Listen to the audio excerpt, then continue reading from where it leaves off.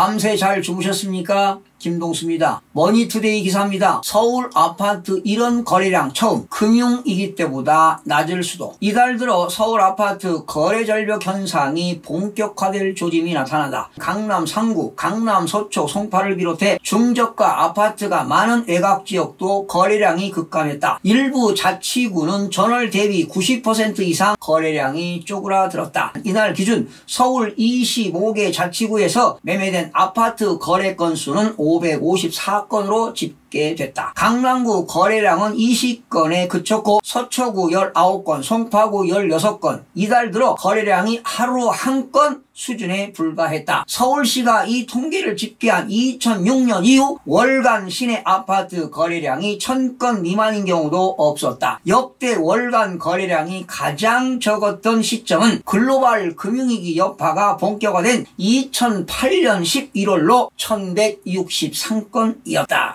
여러분, 글로벌 금융위기 때인 2008년 그 당시 거래량보다 훨씬 적은 거래량이 지금 예상되고 있는데요. 이렇게 거래 절벽 현상이 두드러지게 나타나는 것은 집값 폭락의 징조를 의미하는 것입니다. 사실 2013년도에 최저점을 찍고 2014년부터 7년간 꾸준하게 우상향을 해서 집값이 많이 올랐는데요. 아마도 2020년이 최고점이라고 보시면 됩니다. 그렇다면 앞으로 서울 및 수도권의 집값은 우하향 기조를 유지할 것으로 보이는데요. 한편 매매가보다 높은 전셋값 등장으로 깡통 전세가 우려되기도 합니다. 심교원 건국대 부동산학과 교수는 거래 전반에 걸친 세 부담을 높였고 구매자 자금 출처 조사도 강화해 거래 시장이 위축될 수밖에 없는 상황이라고 말했다. 뭐 틀린 얘기는 아닌 것 같아요. 최근까지 아파트값 오름세가 진정되지 않고 시내 신규 공급 부족 우려가 확산되자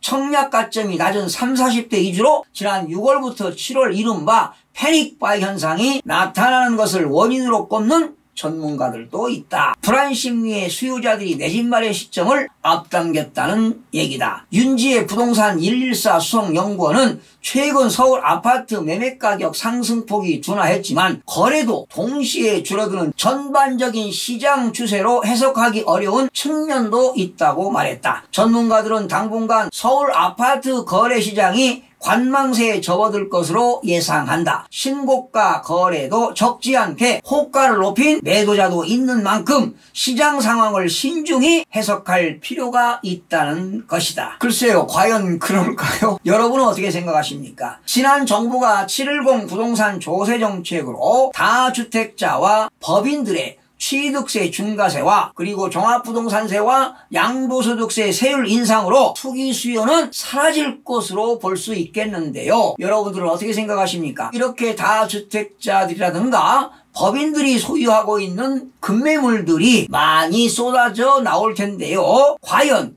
이렇게 급매물이 나올 때 실수요자들이 얼마나 매수세가 이어질지도 의문이 갑니다. 그러나 앞으로 주택시장은 매수자 우위시장으로 탈바꿈되는 것은 분명한 사실입니다. 다음 뉴시스 기사입니다. 홍남기 실수요자 지원 부동산 대책 마련 중 각별히 신경 쓰겠다. 당연히 해야 되겠죠. 홍남기 부총리 겸 기획재정부 장관은 18일 1가구 1주택자 실수요자 특히 무주택자에 대해서는 각별하게 신경을 쓰고 지원 대책을 추가적으로 만들고 있다고 밝혔다. 1가구 1주택자는 반드시 보호한다는 확고한 의지를 표명해 달라는 양기대 더불어당 의원이 질의에 이같이 답했다. 그는 실수요자 보호를 위해 보완할 일이 있으면 보완하도록 하겠다고 말했다. 말만 해가지고는 안 되겠죠. 언행일치와 지행일치가 되어야 할 것입니다. 정일영 의원이 부동산 대책의 최종 목표는 집값 유지인가 아니면 2, 3년 전 수준으로 가격을 떨어뜨리는 것인가 라고 묻자 홍 부총리는 1차적으로 부동산 시장 안정이 목표라고 강조했다. 과연 여러분들은 이 소리를 어떻게 느끼십니까? 지난 정부가 7.10 부동산 대책과 8.4 대책이 왜 나온지 여러분 아십니까? 지난 7월 2일이죠. 문재인 대통령은 김현미 장관으로부터 부동산 시장 상황에 대한 긴급 보고를 받은 후 4가지 방향을 제시한 바 있습니다. 첫 번째가 실수요자, 생애 최초 구입자, 전월세 거주 서민에 대한 지원 방안을 마련해라. 두 번째, 주택 공급 물량을 확대해라. 세 번째, 집값 불안 시에는 즉각적인 추가 대책을 마련해라. 네 번째, 다주택자 중 투기성 주택 보유자 세금 부담을 강화해라. 이렇게 바로 지시한 내용들이 대책으로 수립된 것입니다. 문재인 정부 들어서고 23번째 대책이 나왔지만 집값이 안정화되지 않는다면 크고 작은 대책들이 또다시 나올 것으로 예상이 되고요. 홍남기 부총리의 1차적으로 부동산 시장 안정이 목표라는 발언에 대해서는 확고한 의지가 없고 현 상태로 유지하겠다는 의미로 해석이 되는데요. 2, 3년 전 수준으로 가격을 떨어뜨리겠다는 소신은 없는 것 같습니다.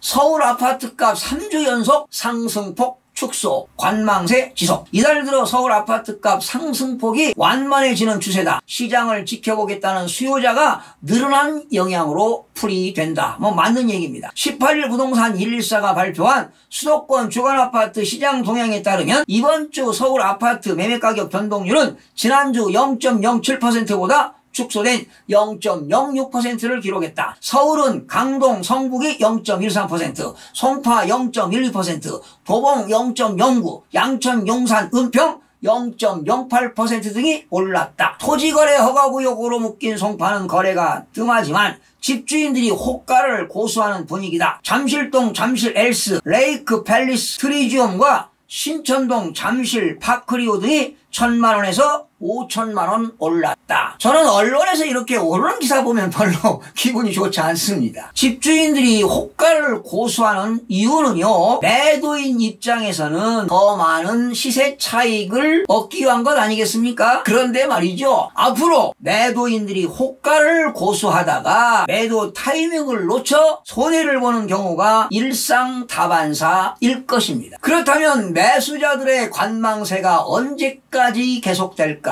올 4, 4분기까지는 이어질 것으로 봅니다. 또한 내년 상반기에도 다주택자들이라든가 법인들의 매도 물건이 쏟아져 나올 것으로 보기 때문에 시장을 더 지켜보겠다는 수요자가 증가할 것으로도 보입니다. 뉴스원 기사입니다. 갭투자 3년 서울 전세거래 44,000여 건 늘었다. 저금리 기조로 전세 보증금을 통한 임대 수익이 떨어지고 있는 가운데 서울 전세 거래는 3년간 4만 건 이상 급증한 것으로 나타났다. 18일 서울시가 국회 교통위원회 소속 더불어민주당 박상혁 의원에 제출한 국정감사 자료에 따르면 2017년부터 지난해까지 전세거래 건수는 해마다 평균 1만 5천여 건씩 증가한 것으로 나타났다. 지난 3년간 강남 4구 등 집값이 급등했던 지역에서 전체 가구 중 전월세와 반전세 등 임대 비중이 높은 것도 현지에 살지 않는 갭투자 집주인들이 많기 때문이란 설명이다. 김현미 국토교통부 장관도 이와 관련 수도권은 50%, 강남 70%의 전세가 대부분 목돈이 필요한 갭투자라고 지적하기도 했다. 박상혁 의원은 임대소득의 감소에도 3년간 전세거래가 17%나 늘고 특히 강남 4구의 임대 비중이 강북권보다 2배 가까이 높은 것은 갭 투자자들의 유입을 방증하고 있다며 주거를 위한 목적 외에 전세대출 자금 등을 활용한 갭 투자자 등에 대해선 과세를 통한 철저한 투기 수익 회수가 필요하다고 강조했다. 여러분, 저금리로 인해서 집주인들이 전세 보증금을 가지고는 임대 수익을 내기란 힘든 세상이 되어버렸습니다. 서울 지역에서 전세 거래가 급증한 이유가 있습니다. 아파트 값이 계속 급증하다 보니 전세를 끼고 갭투자가 성행했기 때문입니다. 바로 갭투자는 전세가율이 높은 주택을 전세를 끼고 산 뒤에 시세 차익을 노리는 투자 방식 아니겠습니까? 예컨대 4억 원짜리 아파트 전세금이 3억 5천만 원이라면 5천만 원만 들여 집을 사는 것입니다. 세입자의 전세 보증금을 지렛대로 삼는 전형적인 투자 방식이겠죠. 이렇게 투자했는데 집값이 떨어진다면 손실을 초래할 수밖에 없습니다. 갭투자 집주인들이 많은 지역은 역시 강남 4구, 강남 서초, 송파, 강동인데요. 강남 4구의 전세가 강북권보다 2배 가까이 높은 것은 그만큼 전세대출 자금을 활용해서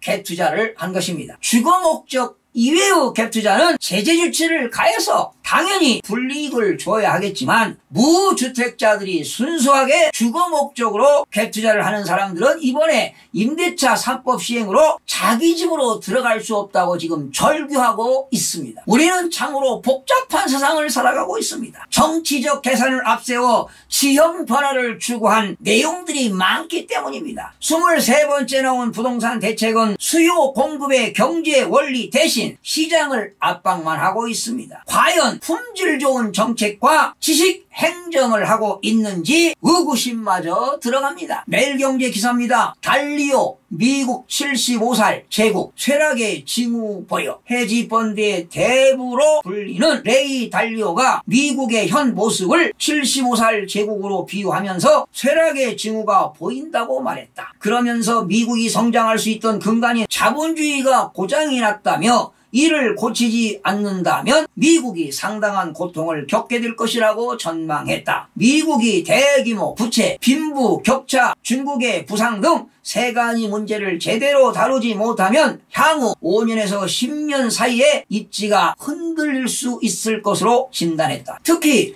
막대한 부채 등으로 인해 쇠락한 대형 제국 등을 사례로 들면서 미국도 현재 막대한 부채로 시달리고 있다고 지적했다. 이어 미국이 버는 것 이상으로 지출하면서 부채를 계속 쌓아가면 향후 5년 이내에 해외에서 더는 돈을 빌려주기를 꺼리고 달러와 구매력도 현재와 같은 평가를 받지 못하게 될 것이라고 우려했다. 중국의 부상까지 미국이 안고 있는 문제 때문에 향후 5년 이내에 세상이 크게 변할 것이라며 오는 11월 미국 대통령 선거 때 이런 점을 염두에 둘 필요가 있다고 말했다. 여러분, 세계 1위의 브리지워터를 운용하는 레이 달리오 회장이 미국의 자본주의가 탈이 났다며 고치지 않으면 고통이 수반될 것이라고 경고장을 날렸는데요. 제가 볼 때는 개인적으로 크나큰 의미가 있다고 해석이 됩니다. 자본주의가 고장났다는 의미가 여러분들은 무엇인지 아십니까? 빚이라는 부채가 많다는 얘기입니다. 그렇다면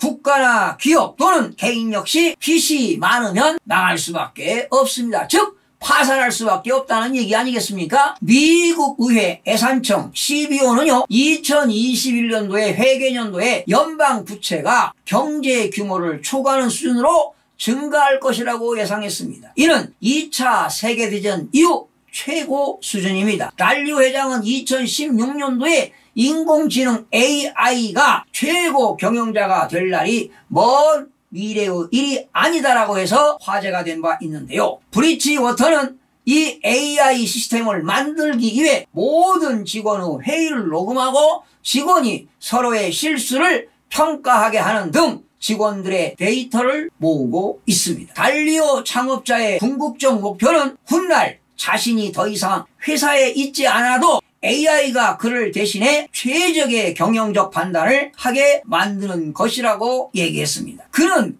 극단적인 투명성과 진실함 등 경영 철학을 가지고 있습니다. 여러분, 우리나라도 외외는 아닙니다. 내년에 우리나라의 국가부채가 무려 1000조를 돌파하게 되는데요. 정부도 나라 빚의 심각성을 고려해 하루빨리 재정 준칙을 마련해야 합니다. 중구난방으로 쏟아지는 정치권의 포퓰리즘에 단단히 고삐를 죄지 않으면 국가 재정은 심각한 위기를 맞을 것입니다. 시청해주신 여러분 대단히 고맙습니다. 최선을 다하겠습니다.